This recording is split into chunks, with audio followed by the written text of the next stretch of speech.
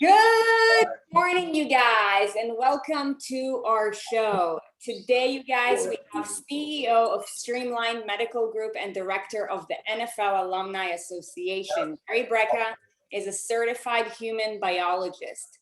With more than 20 years of biohacking and functional medicine experience, he's obsessed with the function and performance of the human body and finding innovative ways to help people achieve absolute peak function in their bodies. Gary's on a mission to uncover the safest and fastest way to optimize your mind, body, and spirit through modern science. He speaks fast, he's full of energy, his attitude is contagious, and today he'll be teaching you how to biohack our expected mortality and how to increase peak performance. Gary, welcome to the show. Oh, let's do it. Let's go. I love it. I love it. So, Gary, what is biohacking anyways? So biohacking to me means, what are the things that we can do practically just with the environment around us without putting anything into our body or taking anything out of our body to elevate performance. And by performance, I mean performance of all kinds, right? I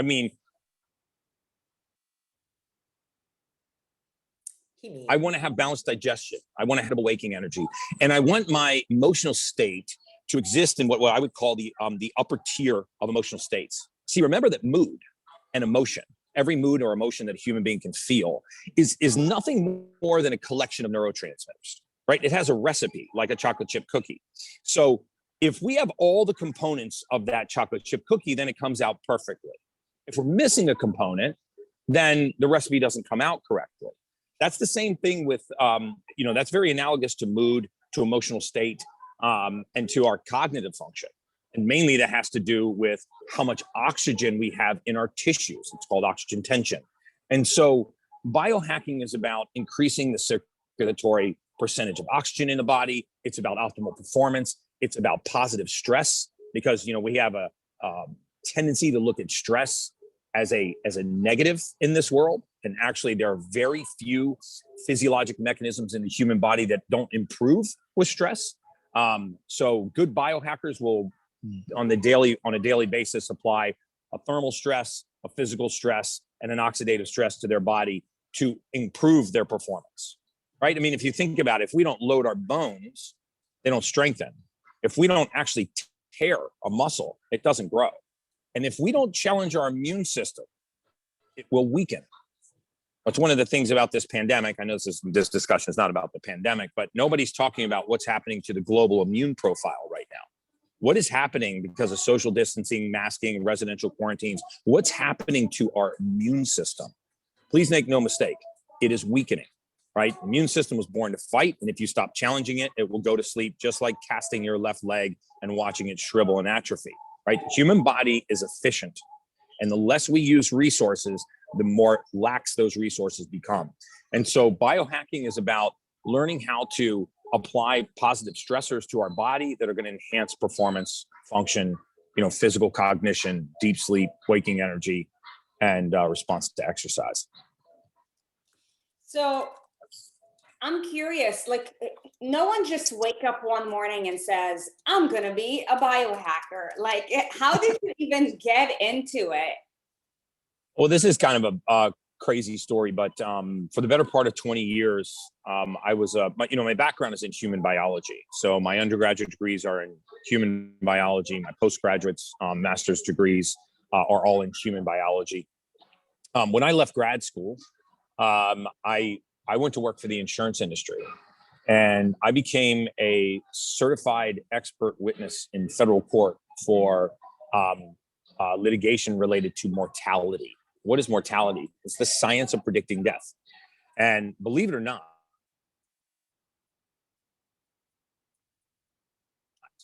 there is hundreds all over the world are backed by mortality, life insurance, annuities, reverse mortgages. All of these things require the insurance company or the annuity company to not only know how long you're going to live, but how many months you have left on Earth. And so I developed a mortality model for predicting death. It was the first one in modern mortality science. It's called a probabilistic model. And if I got 5 years of medical records on you and 5 years of demographic data, I could tell the insurance company how long you had to live to the month. And it didn't matter if you were 25 and healthy, 30 years old and never been to the doctor, or if you were 81 and terminally ill. Because the model that I built used the absence of optimal health to predict the presence of death. And it was the first time that we ever used health markers to actually predict death.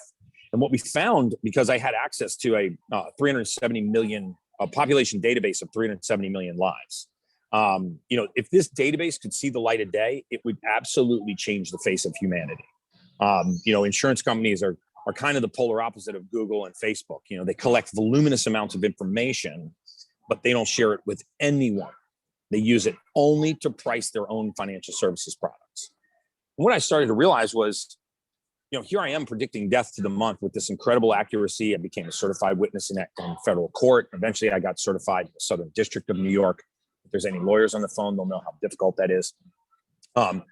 And I felt like my career was spent behind a thick glass wall, watching blind people walk into traffic, because I could have no contact with the patient. I could have no contact with the treating physician. So even if I saw life-threatening drug interactions, I couldn't contact the doctor. I couldn't contact the patient. And I saw over and over and over again misdiagnoses that were leaded to accelerated death in the patients that we were, predicting mortality on. I mean, that this is a statistic that doesn't really get out to the world, but the third leading cause of death in America is medical error, right? You have cancer, you have cardiovascular disease, you have cancer, and number 3 is medical error. Now, it's not so mind-blowing that medical error is the third leading cause of death, but it's the third leading cause of death in the industry designed to prevent death.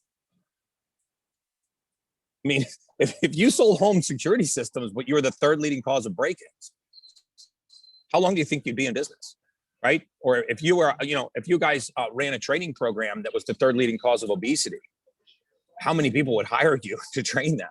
I mean, it's mind-numbing that the third leading cause of death is the industry designed to prevent death. And this just shows you that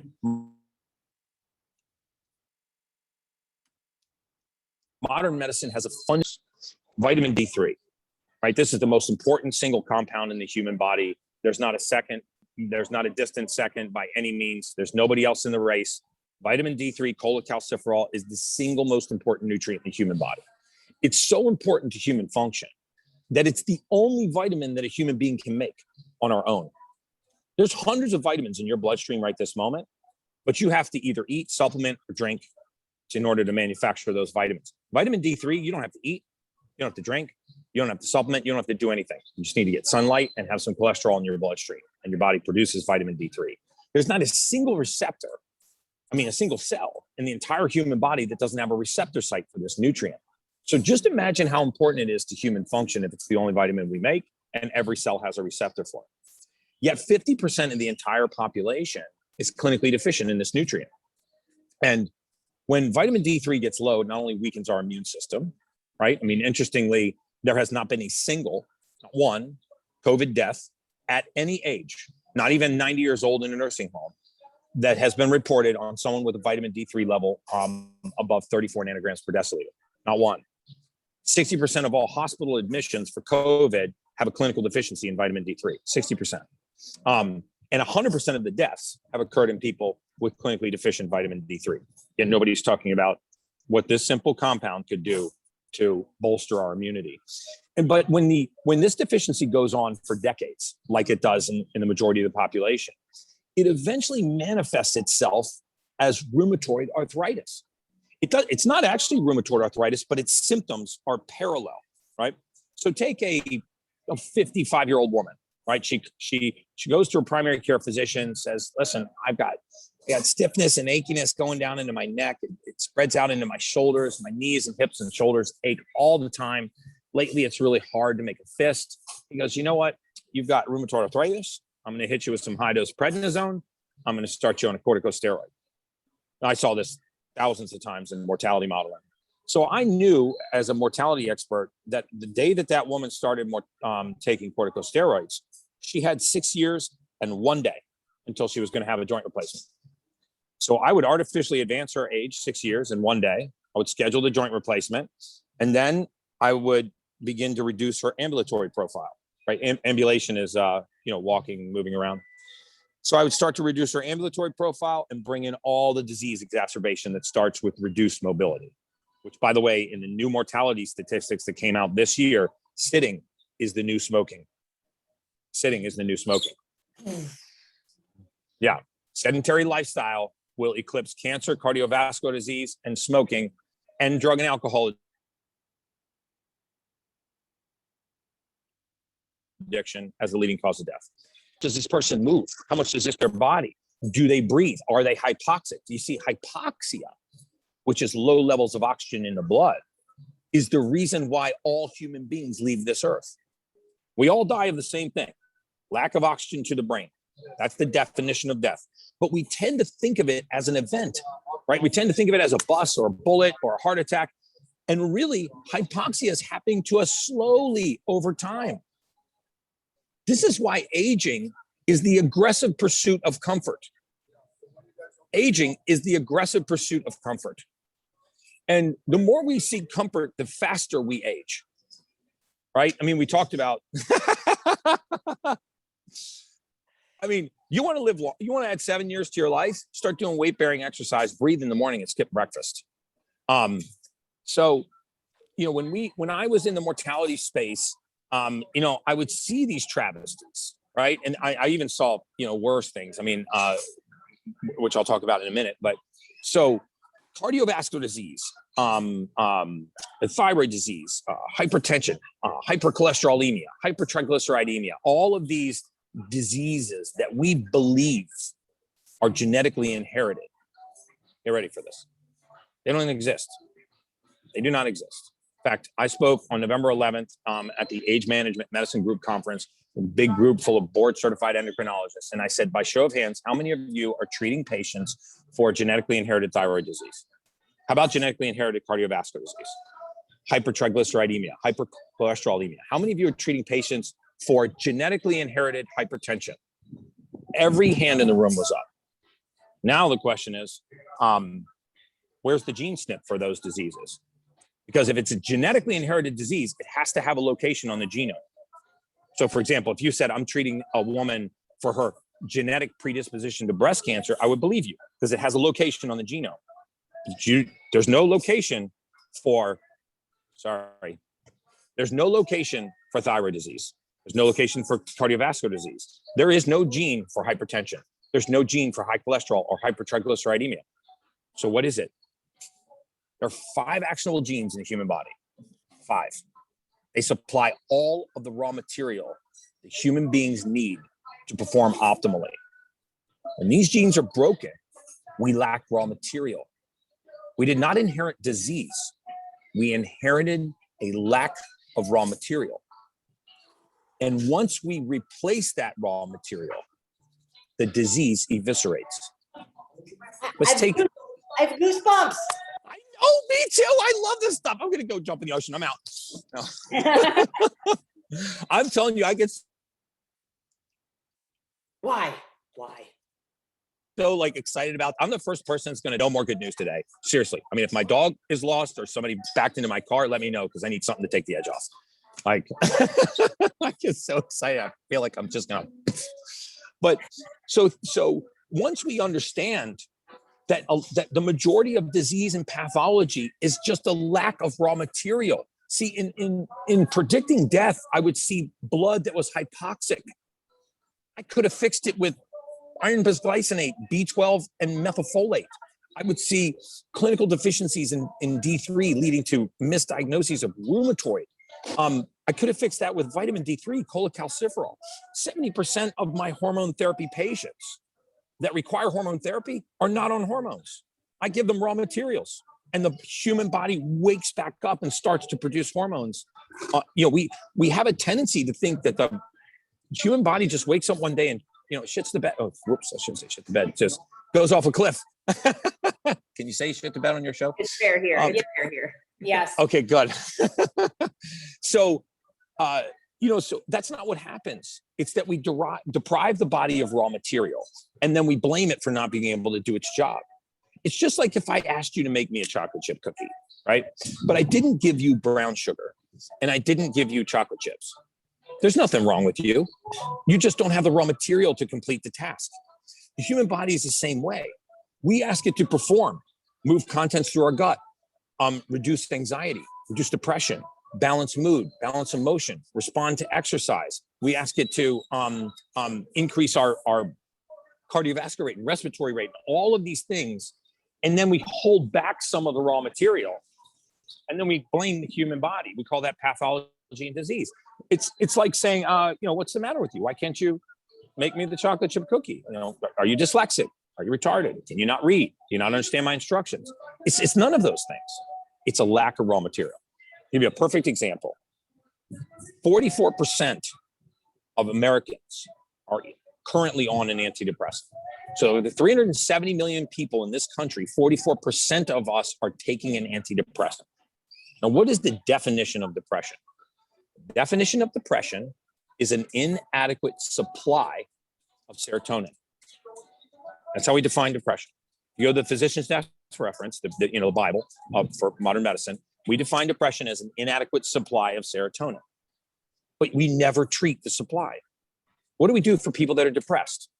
We put them on something called an SSRI, a serotonin reuptake inhibitor. So this takes somebody with limited serotonin and it rations it. It just spreads it around so it doesn't get used up too quickly. Well, that by definition never raises serotonin. So that by definition never ends depression. And, I sit across from them. I say, they're like, Gary, I've been depressed, on and off throughout my lifetime. I said, well, I know because I see it in your genes, but how long have you been taking an antidepressant? 16 years. Okay. Well, when did you think it was going to kick in? And it just blows their mind. They're like, you know what? I never thought about it that way. I'm like, well, if I was taking an antidepressant and I was on my 16th year, I'd kind of be like, when is this thing going to kick in? It's never going to kick in. So now let's look at the raw material in the body. Serotonin is made in the human body. We make serotonin. And the human body is perfectly equipped to make serotonin if it has the raw material. If you hold back some of the raw material, you can't make serotonin. If you can't make serotonin, you're depressed. So why don't we just turn the serotonin factory back on? How do we do that? We look at these 5 genes, 5 actionable genes in the human body. We look at the gene that codes for the manufacture of neurotransmitters. And we make sure that that gene has the raw material to do its job. 5-methylfolate, methylcobalamin, methyl B12. We have to make sure that we have adequate amounts of zinc, magnesium, methionine. These are basic raw materials. When we put these back into the human body, especially in someone that has depression, then they begin to methylate serotonin. Serotonin rises, mood elevates, and depression's gone because it was never there, right? The idea that a cluster of symptoms outside the body can affect physiology over your entire lifetime is absurd, right? It's just nonsensical to me. And I don't want to pick on psychiatry. I think psychiatrists are great, but it is the only area of modern medicine that never examines the organ that it treats, right? I mean, these people are licensed to put some of the most neuroplasticity altering chemicals in the brain and to diagnose some of the most neuropathically debilitating diseases of the brain. And they do it by talking to a patient. And based on the patient's stories and the patient's interpretation of their surroundings, and their image of their mother or their father or their sense of how they grew up or their self-esteem or their self-image, they diagnose these neuropathic debilitating diseases and then put chemicals into the brain to fix it. I mean, someone needs to spend some time convincing me of how my 30-year relationship with my mother is broken, and you're going to fix it by putting chemicals into my brain. I never was able to get my arms around that. Addiction is no different, right? Addiction is the absence of dopamine, right? The absence of dopamine is the presence of addiction. The absence of dopamine is the presence of addiction. So this means that the presence of dopamine is the absence of addiction. And what are the raw materials for dopamine? This means that in order to treat addiction, is dopamine. Yeah, we put the raw materials into the body to methylate dopamine. And now the person isn't being dragged towards their addiction, because 99% of addicts, sexual addicts, if you have a sex addiction, if you have a drug addiction, if you have an alcohol addiction, if you have a gaming addiction, a gambling addiction, 99% of addicts are not seeking a high. They're seeking normalcy. And in the pursuit of normalcy, to elevate dopamine to normopathic levels, yes, and sugar addiction too. I'll talk about that in 1 second. I was actually just at a biohacking conference right before COVID, Dave Asprey's biohacking conference in Beverly Hills. And we had board certified neurosurgeons trying to tell the difference between images of the brain where someone had done a line of cocaine, smoked a cigarette, played a video game for an hour, or eaten a tablespoon of raw table sugar. And they could not, a board certified neurosurgeon could not tell the difference between the brain images in the same individual. So this means that sugar excites the same neuropathic centers of the brain that addiction does. It excites the same dopaminergic receptors as addiction. And sugar addiction can be just as difficult to battle as nicotine. And I'll tell you something, if I do one thing before I leave this earth, I am going to change the Bible from the love of money is the root of all evil to sugar is the root of all evil. I'm telling you, sugar is the root of all evil, right? And there is scantly a disease etiological pathway in the human body that doesn't have its roots in low blood oxygen and the presence of sugar. A high glycemic profile will eventually lead to Alzheimer's and dementia. In fact, we are the only civilized nation in the world that still continues to call Alzheimer's and dementia. Most countries call it what it is. It's type 3 diabetes. If you Google type 3 diabetes, right, you're going to find, just Google it right now, type 3 diabetes. You're going to see Mayo Clinic, Cleveland Clinic, Kellogg University, Berkeley, major research institutions all over the world have already proven that early onset Alzheimer's and dementia is insulin resistance in the brain. You see, what we don't realize is the brain is high glycemic profile leads to, oh yeah, I love you. Yep. Insulin resistance in the brain is type 3 diabetes. But the brain is such a voracious consumer of carbohydrate, right? The brain consumes 45% of all the carbohydrate we take into the body, right? And so what happens when we get insulin resistant in the body? Well, we convert sugar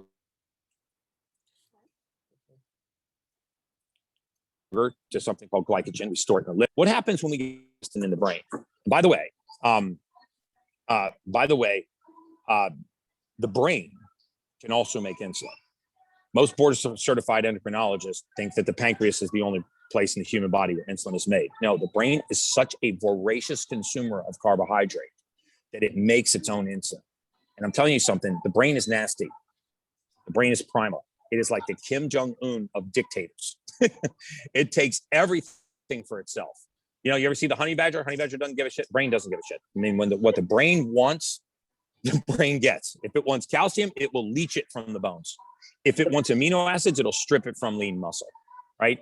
And if it wants sugar, it will activate RFA2 receptors in the back of the tongue. These things are nasty. They require you to swallow sweets in order to get that little ding of dopamine, right? It drugs you into giving it what it wants.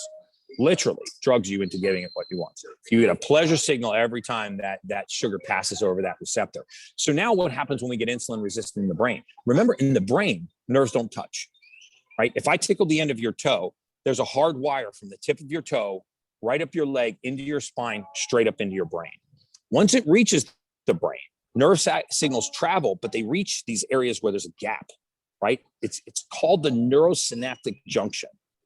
And as signals travel along a nerve, they reach this gap, they have to jump, right? They have to jump across this gap. Well, as I get insulin resistant, what do I do with excess insulin? I convert it to something called an amyloid plaque. and I stick it in the only space in the brain. I stick it in the neurosynaptic junction. So the neurosynaptic junction starts to fill up with amyloid plaques, right? So right here, I can't find my keys, can't find my wallet. Right about here, I'm parking in the neighbor's driveway. Now I find my keys in my wallet, but they're in the freezer. And then I start to lose short-term memory, then long-term memory. And let me tell you something, the big misnomer about Alzheimer's and dementia, the big lie, is that people lose their memory. That is not true. People lose access to their memory. They lose access to their memory. There's a difference between your memory fading and your access to the memory being impeded. So if access to the memory is impeded by Alzheimer's and dementia because of type 3 diabetes, then what about taking the glycemic profile to 0 and metabolizing amyloid plaques right out of the neurosynaptic junction? That's biohacking. That's what we do. You can't hear me? So, yes. I want to give you a big hug and a big kiss and tell you, come down to Cozumel. you already know that you're such a freaking disruptor, and I love it. Like, doctors must hate the shit out of you because you're yes. literally like transforming what modern medicine is doing, and just like literally like putting rocket fuel to help heal people from within. And like, man, you guys, isn't he amazing? Give us a 10x if you think that he's amazing. Hell yeah. Like, speaking of 10x, yeah, I mean, look at my boy Grant. You know, I started treating him 3 years ago. He's very public about it. So normally I don't talk about patients, especially celebrity patients, but Grant's been very public about it. Look at Grant's, you know, he looked 15 years older 3 years ago. All I've done is biohack Grant. His blood work is perfect. His genetic profile is perfect. We do anti-aging treatments as well, you know, stem cell, facials and things, but he's never had any work done. He's all naturopathic. I put very few things into his bloodstream that are not in his bloodstream already. And he's gone from being a 62-year-old biological male or chronological male to being about a 41-year-old biological male. It's insane. I've seen it. Let's go. Yeah. Oh, you can see that transformation. Yeah. I've been aware of him for at least 3 years. Yeah. Like I can see, I'm like, dude, what is the dude doing? And then we met you at GrowthCon, and just our minds were blown. And, you know, I think that I maybe was able to write down like an 1/8 or a 16th of any information I tried to. But it's good that this is recorded because I can always go back and listen. But yeah, this is his, like, I don't know, what's the word where it changes everything? Game changer. I mean, it's you know, here's the interesting thing is that you know, people say this all the time to me, but the truth is, you know, I'm a human biologist, so I don't have the luxury of pharmacology at my fingertips. I'm not licensed to practice medicine, right? So I have to figure things out within the body in a way that can't involve modern medicine because I'm not licensed to engage in that practice. And it's not that I don't believe in it. I believe in it on an interventional basis. I just don't believe in it on a sustainable basis, right? I mean, there was a recently CEO of a major pharmaceutical company that retired that I believe was stripped of his pension and his 401k, and I think he even got sued. But you know, he put it best. He said, "Look, pharmaceutical companies are never going to fund cure-based research, right? I mean, because if you owned an airline, would you fund research on how to sell fewer seats? I mean, if you owned a car dealership, would you invest in research on how to sell fewer cars? No. So you're never going to fund research to put yourself out of business. What you will fund is research on how to manage disease, right? The management of disease in this country is a multi-$100 billion industry. Diabetes alone is $110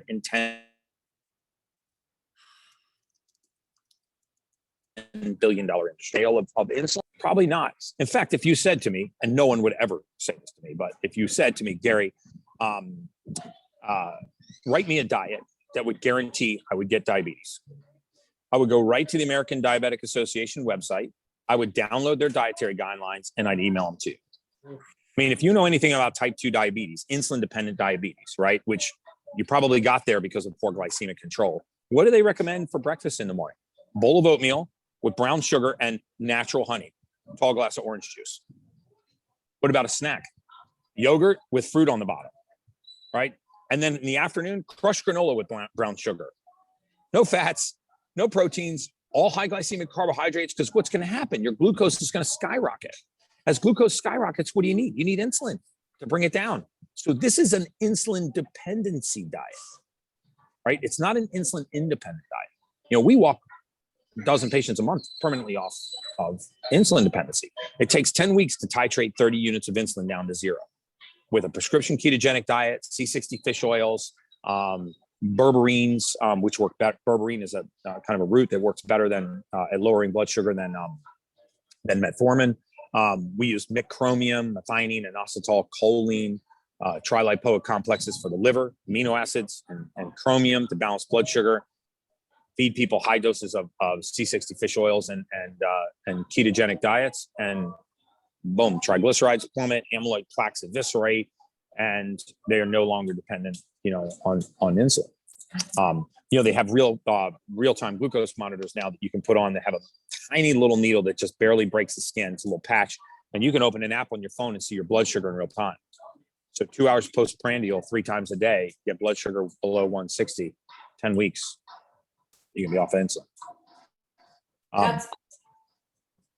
That's awesome. Gary, I'm sure that, like a few of the people listening, because for one, this is amazing. And I'm sure all of you guys are like, okay, where can I get more info on this? Like, how can you biohack me, right? Give us a thumbs up. Like, what do I do with all this information? Yeah, which we'll talk about. Yeah.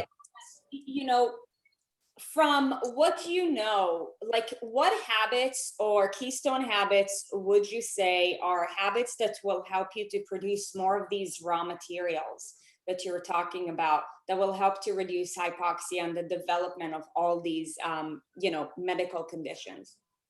Yeah. So, when I was doing my research, with the insurance companies, and when I had access to this population database, when we were building this health model, right? One of the things that we looked at was,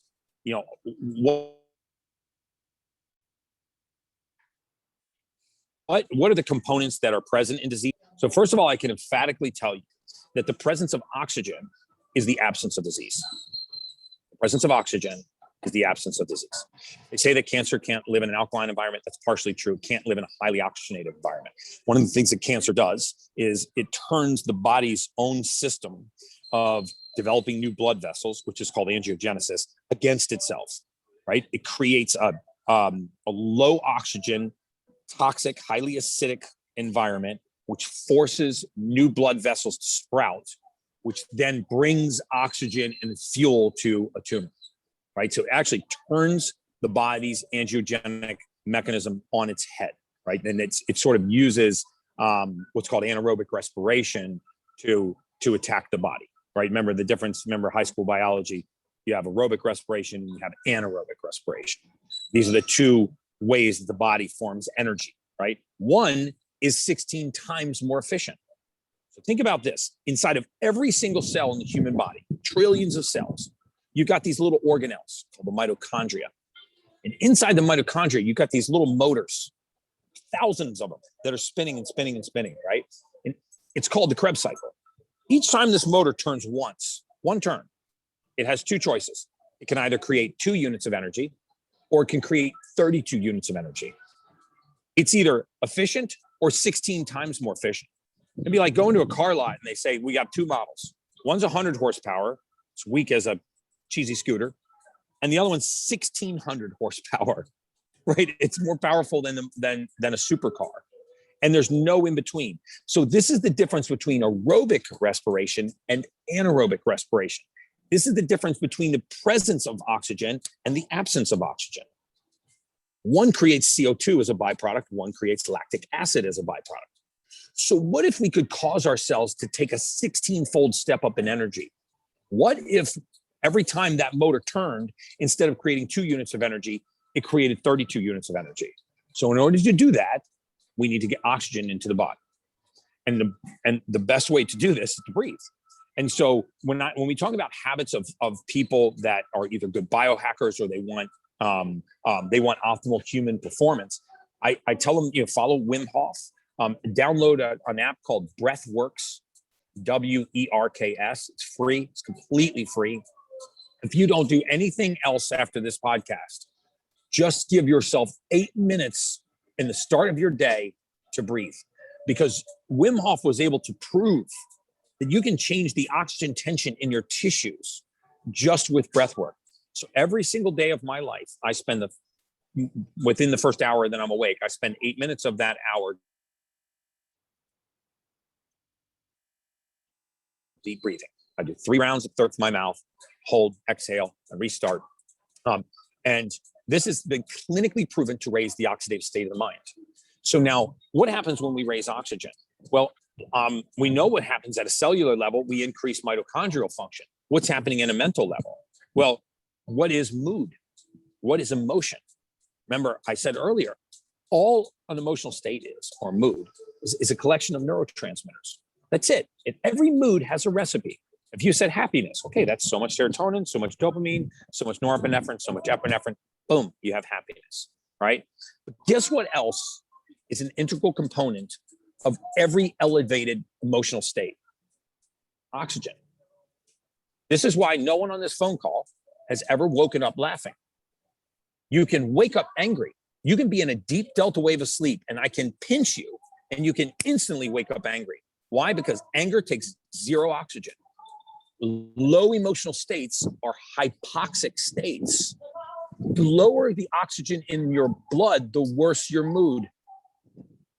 If you actually look at the recipe of elation, passion, joy, arousal, libido, all of the hell yeah, I won the lottery emotions, every single one of them, the majority of that emotional state is oxygen, right?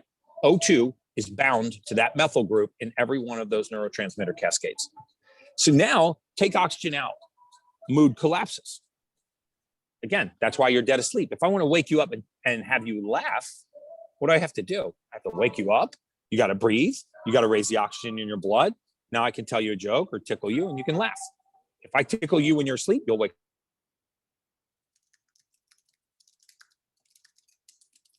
up. Manufacturing in the low oxidative state. So the first thing that I want to do is breathe. Because breathing, not does it power up the body by improving fuel to the mitochondria, it powers up the mind by literally dragging our emotional state into an elevated emotional tier. And so we complete these breathing techniques, and then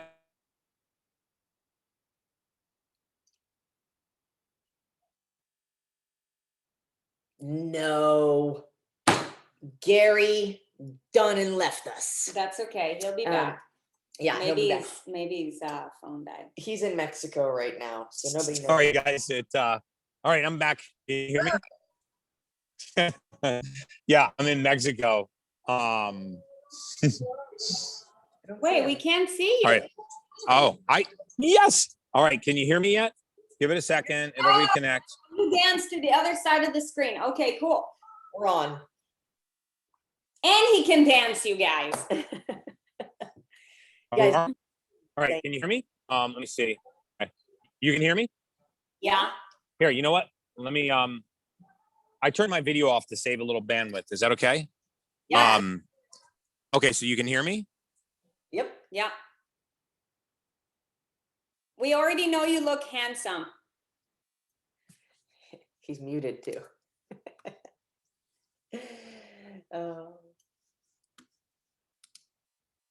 You guys, this is making me think of, like, you know, when you get upset or when you get frustrated or when you feel stressed or you have anxiety, like an initial human response is to be like, and I'm asking myself, why? Like instinctually, like as a species, like we just, like the body knows, like you need something up in here. Yes, that's so true. Okay, so can you hear me now? Yeah. Popping in, just popping in. Okay. How are we doing now, guys? Can you hear me? Yeah, good. it's better. Okay, great. Okay, perfect. So sorry about that. You know, welcome to Cozumel, Mexico.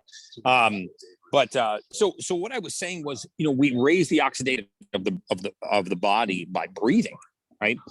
And then if we apply a physical stress to the body, my preference is weight-bearing exercise, right? You know, I think cardiovascular training is fine, but if you only have time to do one form of exercise, I would prefer weight-bearing exercise because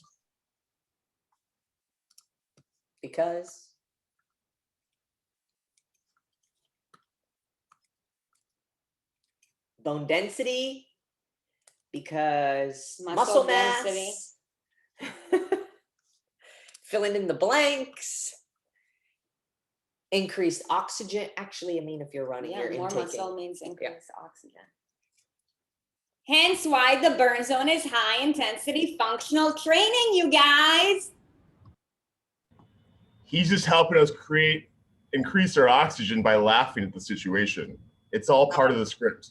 There you go. I agree. I love it. Oh, he's back. Wait.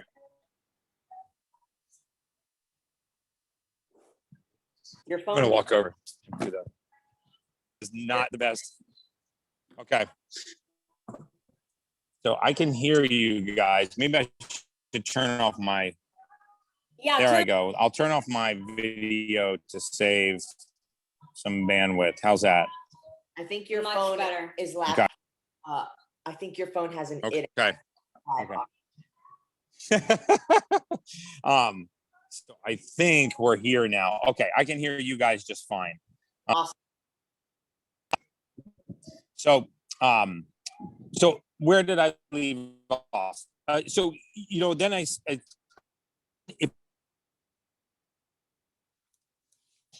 thermal morning and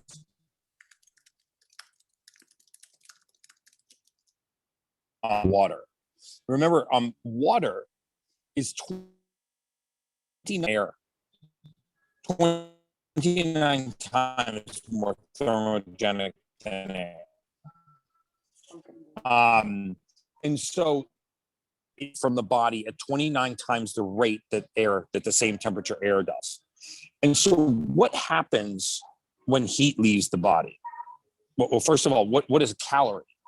Right? Calorie is a measure of heat, right? It raise 1 cubic centimeter of water, 1 degree centigrade, right? So it's a measure of heat. So if heat is leaving the body, and guess what else is leaving the body? Calories.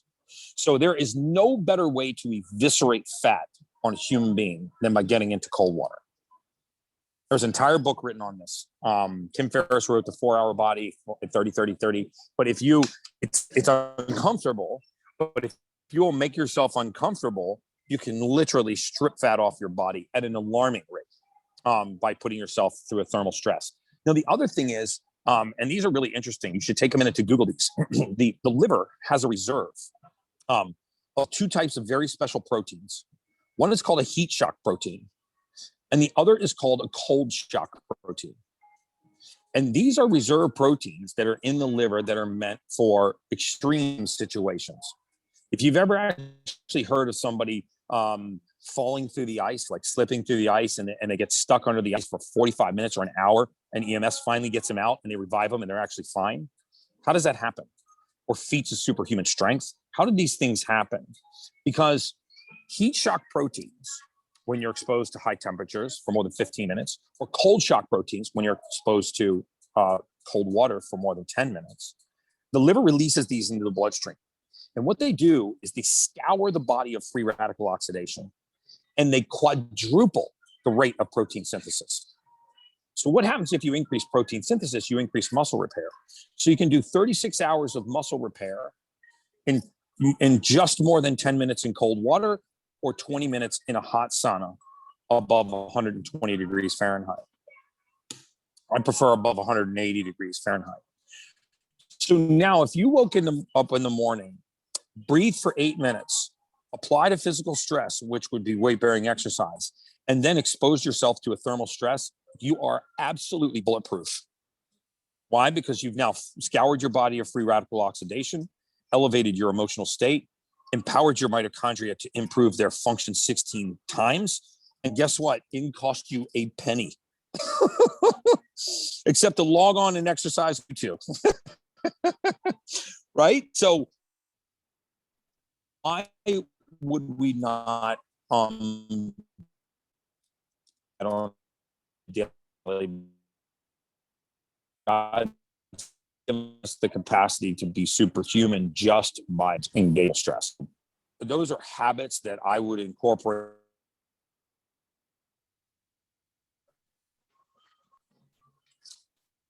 I hope you got all that. Nope. Was it basically like a recap of the 3 habits? Yes, just a recap of the 3 habits. Breathe, weight bearing activity, cold ass shower. Thermal Yes, amen. stress. Yes. I'm trying to put it into thermal stress. Hell, I'm going to wake up and thermally stress myself out. Nobody says that. Yeah, that's exactly it. Okay, Yeah, Gary. that's exactly it. So tell us, how can you help us to improve our performance and increase our lifespan? Because I'm sure that all of you guys are like at this point just completely mind blown, right?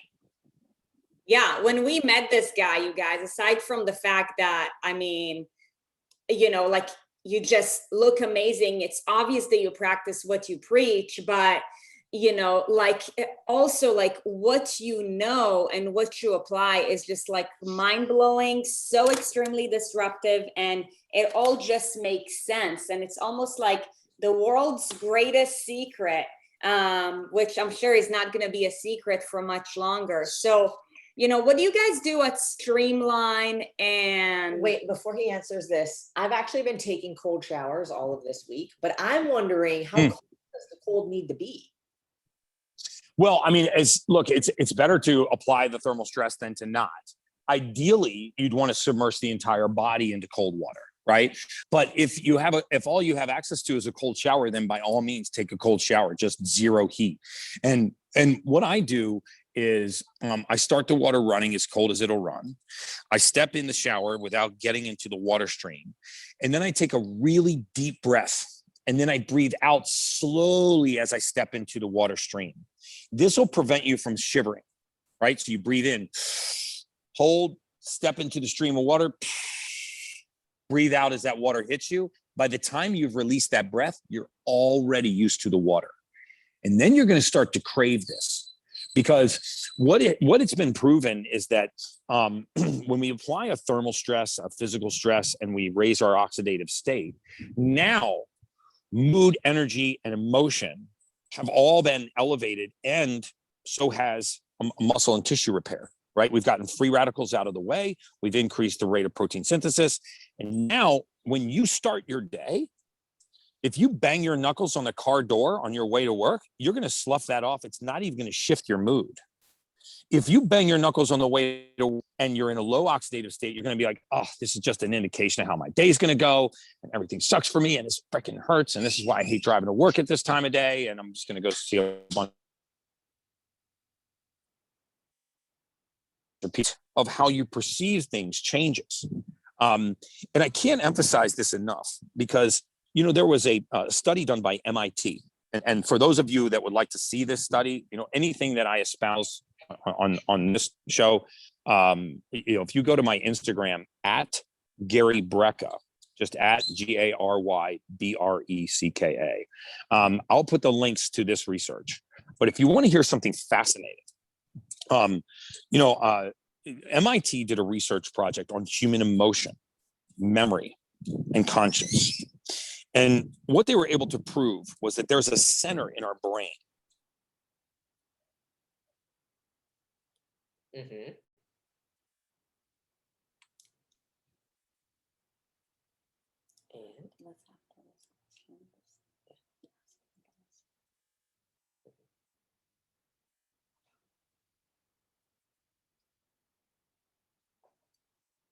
Sorry, guys. Don't know what happened. Sorry, the interesting thing about this part of the brain, sorry, I hit the mute button. The interesting thing about this part of the brain is that it is the sole doorway to memory. We do not have any indirect access to our own memories. The only way that a human being accesses memory is through the amygdala, which means that the only memories you access are memories tied to your current emotional state. By the way, there are no exceptions to that rule. That is a biophysiologic fact. So if you are angry, at the moment that you are experiencing anger, you can only recall memories tied to that emotional state. So if you're angry, you can only recall angry memories. If you want to prove this, just remember the last time you had a knockdown, drag out argument with your spouse. What did you do? You recalled every other time they made you feel that way with incredible precision. You know, you did this at our mother-in-law's house. You know, you did this in front of our friends the other night at dinner on Thursday. You did this when we traveled to Hawaii on September 24th of 2019. You know, you remember every time that negative emotional state occurred, and you recall it with incredible accuracy. At that moment, if your environment changes, you're not capable of perceiving your environment in a positive manner. You can only perceive negative things about that environment. If you had a really bad argument with your spouse on the way to work, and you got out of the car, slammed the door, and stormed into your office, as you break the plane of your office door, the only memories you can recall about your office are negative. So as you enter your office, you're going to say, you know what? You know, Sally's taken over my job. I don't like my boss. And, you know, I got the smallest desk in the company, and nobody recognizes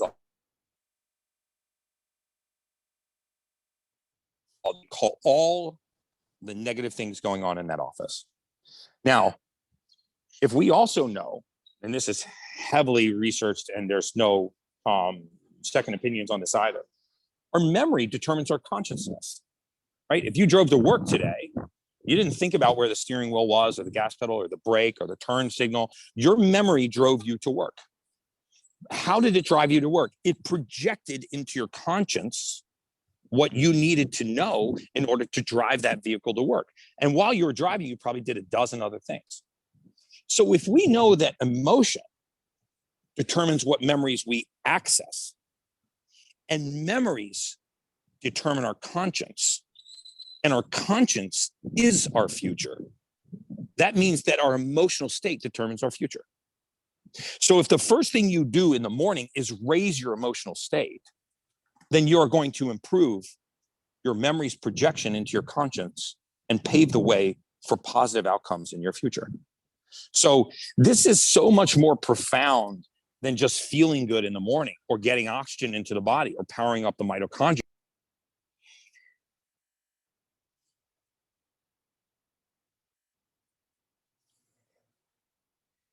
This is insane. But it is so profound. It's so important to like Mel said, gratitude every morning, just to get yourself in a positive state. Yes, just to get yourself in a positive state. So one of the things we do at Streamline is we look at the 5 actionable genes in the human body, right? I mean, you don't need Streamline to do what I said before, but if you want to be superhuman, then we have to have a board in front of us with all of the information that tells me the critical information that I need to fly at altitude. It's like if you look at a pilot's dashboard, there's nothing in front of them that is not critical to flying that airplane, right? The only things that they have in front of them are things that are absolutely relevant to maintaining altitude. So the human body is no different. You know, if we look at the 5 actionable genes in the human body, if you're missing certain raw materials, one of these genes is broken, then you are not able to achieve an optimal state, optimal health, optimal emotional state, and it is very easy to fix. So we'll do a one-time genetic test. You do it once in your lifetime. It's a cheek swab. We'll look at those 5 actionable genes, and then I will tell you exactly what supplement to take to make certain that those gene SNPs are not holding you back, right? Because the majority of us have our physiology dragging us, not pushing us, right? And physiology stream over the rock, right? The Chinese proverb says that if you put a boulder in the middle of a stream, you know, it may take 1,000,000 years, but that stream will wear that boulder down to a grain of sand. And why is that? Because the stream is relentless. The stream never stops. Our physiology is the same way. If you're trying to achieve an elevated emotional state, if you're trying to achieve optimal athletic performance, optimal cognitive function, deep delta wave of sleep, you have to make sure that your physiology is not dragging you. You want to make sure your physiology is pushing you. And the way to do that is look at those 5 actionable genes. And then also there's 68 biomarkers in the blood that you look at. And I really just love the blood work because I kind of like it for what's not in it, because what's not.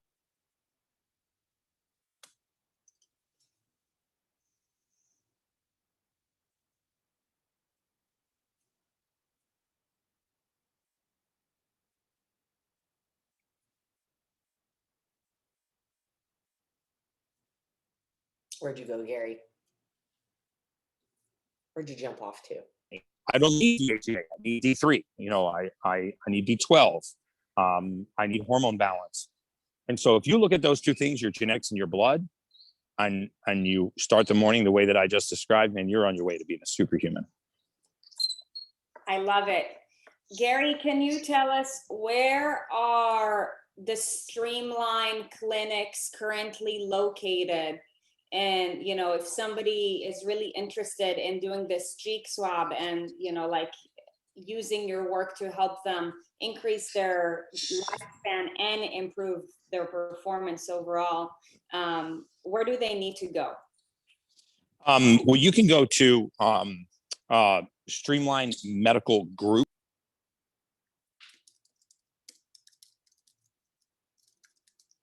Uh-oh. I got something.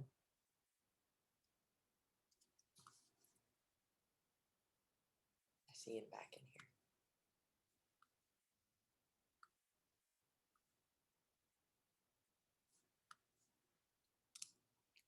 here. Sorry, 70% of our patients have never broken the plane of our door. So you don't need to come into a Streamline for us to treat you. If you have blood work done, we send you to a LabCorp. And there's a LabCorp within 2 miles of every emergency room in the country. And the cheek swab is something I send you in the mail. You rub it up against your cheek, put it in the test tube, you FedEx it to the lab. 5 days later, it populates our system, and we tell you exactly what to supplement with for your genes. So you don't need to be on Instagram. I'd be more than happy to send you a link to become a new patient and tell you exactly what raw materials are missing in your body, preventing optimal health. I love it. So you broke off for a little bit. I just want to confirm that we all heard this right, but you don't actually have to go to one of the Streamline offices. You can do so online, and all they'll have to do is just DM you at Instagram at Gary Brecka, and you'll get them everything that they need. Yes, absolutely. Incredible. Okay. If you want to take some questions? Do you guys have any questions for Gary? This could go on for another few hours, I'm sure. I have a question for you, Gary. Mm-hmm. I saw that you're associated with the NFL alumni. Now, there is an NFL player that I'm extremely obsessed with because of his dedication.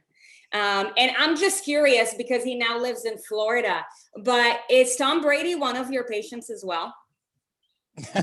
So if a patient doesn't talk about it publicly or specifically allow me to talk about my treatment of them, then I can't for HIPAA purposes.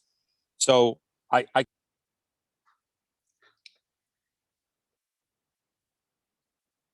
it's the HIPAA, it's the HIPPO rule law.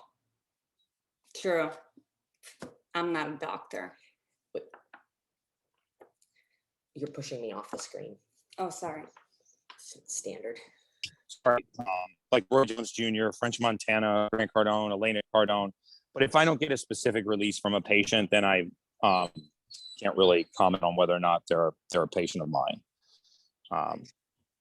I can tell you I have lots of NFL athletes, the president of the NFL Alumni Association, Billy Davis, who's a 2-time Super Bowl champion, is a patient of ours. We've done stem cell injections for his knees. for repetitive use injuries, blood work and other testing on him to optimize him after he left the game. He was a 2-time Super Bowl champion. But a lot of the guys that are currently in the league, are not public about our relationship. Yeah, I completely understand. And I just want to put it out there that I didn't mean to like throw you off by any means. Oh, this is not at all. I teach about like what he does, and that's why I'm just curious. Yeah. Incredible. You guys raise your hand if you want to become a superhuman like that. Take action, folks. Take action. Yeah. Gary, your time is so valuable, and we know that you're currently, in Cozumel, like putting up another clinic. We are so happy and grateful that you joined us this morning. This 1 hour just added so much value, and you guys, awesome. You're really helping to transform and change lives. And we got your back. Anything that you need from us to support you, we'd be happy to. You're doing so many incredible things. You guys, do you have anything? Thank you so much. All right. Well, a lot of people are wanting to know about the sugar addiction thing, but to be honest, I would message him and see what steps we can take in regards to that, because I think that it's a valuable subject. Yeah, I mean, we could also do it on another podcast. Or we can have you back on again. That'd be great. Yeah. Absolutely, you can message me, and I'll give you I'll walk you off of sugar addiction. And if you guys want to do another podcast down the road, I'd be delighted to be a guest. I really appreciate you and what you guys are doing as well. Thank you. I think you're about to get 13,000 messages about how do I stop eating sugar. So. Okay, well, there's no better subject for me. I love it. So I've got endless patience for that. Yeah, and I would love to know what you say about it too. Just for myself. Well, I mean, here, I'll give it to you very quickly. So it takes about 7 to 9 days to rid yourself of the impetus, the demand for sugar, right? Because remember that our brain is very primal. We like to think of the brain as being very, very sophisticated, right? But the brain at its root is actually very primal, right? It cares about very few things. And if you give the brain what it wants, it'll leave you alone. If you don't, it will nag you until it gets what it wants, until you refuse it to a certain point, and then it goes away. So for example, a lot of times in the human body, we manifest things much differently. We signal much differently than what the body wants. So for example, if you're about to have a heat stroke, you actually get cold to the touch and you stop sweating. When your blood sugar is the lowest, when you are hypoglycemic, you don't feel like eating. When you are the most clinically dehydrated, you lose the sensation for thirst.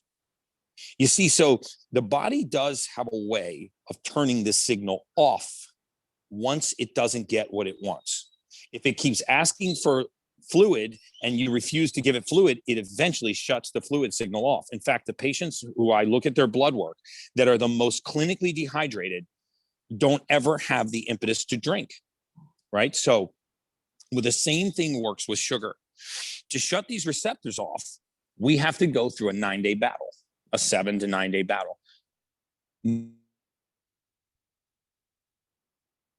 Multiple challenge is that they repeatedly cave, and so the sensation never leaves. So sugar addiction is a 7 to 9 day battle. And what I do is I walk people through very short ways to deal with the impetus when it comes. Because if you try to switch to a ketogenic diet or you try to lower your glycemic profile, your brain is going to say, nope, I want the sugar and I want it now. It will literally, if you're on a conference call, stand you up and walk you to the refrigerator. Unconsciously, you'll open the refrigerator and start digging through for something sweet to eat. It is a very powerful signaling system. And so what we do is we battle it day by day. One of my favorite things to do when I get a sugar craving is just drink water. That puts it off for another 13, 18 minutes, right? And then you can touch it again there. And if you drink another glass of water, you'll find that the sensation usually goes away. And so the signal is strongest at night because as our mind quiets, as our environment quiets, our mind wakes up. So most people have burning desire to eat sweets in the evening, which is the worst time to eat sweets. And so I really encourage them to drink water in the evenings. And then also you can keep things that taste sweet around. You know, one of my favorites is a cereal, believe it or not, called Magic Spoon. It actually shouldn't even be called a cereal because it doesn't have folic acid. It has no grains. It's made with monk fruit. It will remind you of Lucky Charms you had when you were a 7-year-old kid. I mean, it's delicious, tastes sweet. Yeah, it's called Magic Spoon. It has less than 2 grams of net carbs. It has 0 sugar. A box of this cereal has the same amount of protein as a dozen eggs. I also like to keep stevia and organic Thai coconut milk around. I mean, if you ever want to have something that's as close to the taste of ice cream as you've ever had in your life, take organic Thai coconut milk, put it in the refrigerator, take a couple tablespoons of that and put it in a bowl, put in a fistful of pistachios and a couple sliced strawberries and 1 pack of stevia. I'm telling you, it's like a pint of Ben & Jerry's ice cream, and it has less than 4 grams of carbohydrate. And it will satisfy the. What's that? Did I lose you? With the Magic Spoon and with the ice Magic Spoon. Yeah, and then Thai coconut milk, organic Thai coconut milk, 1 pack of stevia, a little fistful of pistachios, and a couple sliced strawberries. Now, I have a really important, man, I am telling you. I have a really important ask though. Yes. Is it possible to have too much of these things? Yes. These are treats, just like sweets should be a treat. They're just occasional, once in a while. Yes. I mean, you know, we have a tendency to go overboard on everything, right? So you hear that, you know, cancer can't live. Just start hammering alkaline water. And if you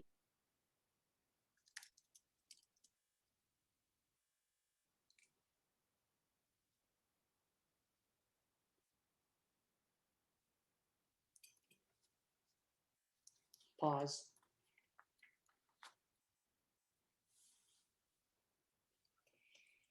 Organic Thai coconut milk. Right. Yes, organic coconut milk. Sorry, I don't know why the mute keeps going on, but what was the last thing you heard me say?